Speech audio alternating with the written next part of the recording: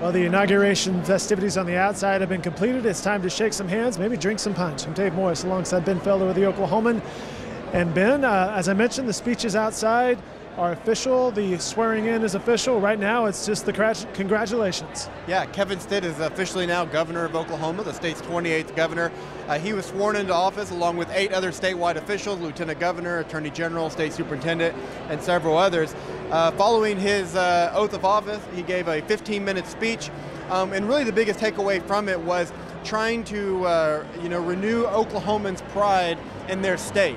There's no secret that the state has struggled in a variety of ways, especially in recent years. There's been budget turmoil. It seems like the state is at the bottom of every list that you want to be at the top of, and at the top of every list you want to be at the bottom of. And for Kevin Stitt, that was really a central part of his campaign. He continued to talk about wanting to make Oklahoma a top 10 state that spoke directly to those quality of life metrics that we're often at the bottom of. And today he said that he wanted Oklahomans to feel proud of their state again. He was going to do that through improving the education system, aggressively recruiting new business, growing the economy here in the state. We didn't hear a lot of new details when it came to policy, a lot of the normal things that we've heard. Like I said, the main takeaway from his address today was just that it's time for Oklahomans to be proud of their state again. It was a cold morning on the south steps of the Oklahoma Capitol and a pretty cool flyover by those jets following.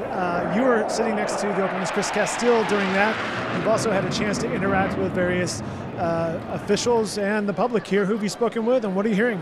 Yeah, I was speaking with Senate President Pro Tem Greg Treat just a few minutes ago and just kind of getting his impression of the speech. He, along with Speaker McCall, the leader in the House, have said that they have a great working relationship right now with what was the governor-elect's office and now officially the governor's office. That's kind of common after an election. There's kind of a honeymoon period where everybody feels really good. But I will say, more than any other post-election period, I am hearing a lot of support from leadership that, hey, we feel like we're all working together and moving in the same direction. Hey, when the rubber meets the road, when the session begins, we'll see how that holds up.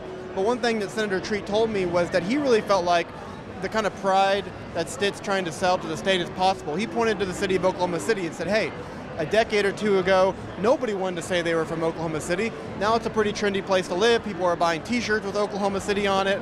He said, imagine if we could do that for the state, where we just had this sense of pride. Once again, that was a big message for Stitt.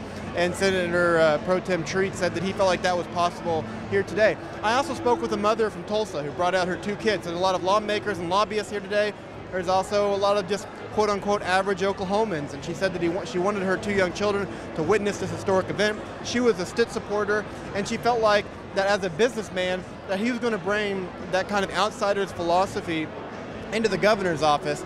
But Kevin Stitt is now officially an insider. The guy who ran as an outsider is now the governor, and he has promised a bold vision for the state. And this is day one of seeing if he can get it done. It will require us to recognize that reforming and improving education should not be a partisan issue.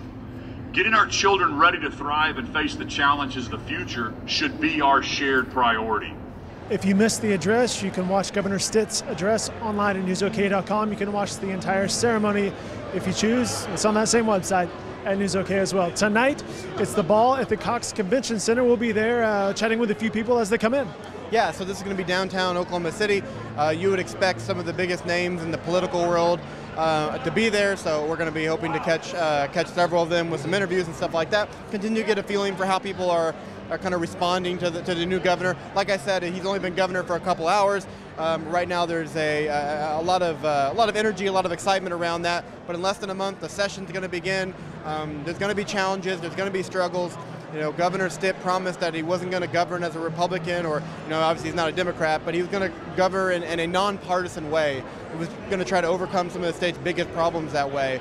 But he is a Republican governor. The Republicans still have their trifecta of power in the House and the Senate. And a lot of the things that the governor's talking about, Republican leaders have talked about in terms of giving the executive branch more authority and power, bringing more transparency to state agencies and the budget process. And so we'll see if that stuff gets done. But right now it's a day of celebration and a day of partying. But Oklahoma has a new governor who is officially on the clock.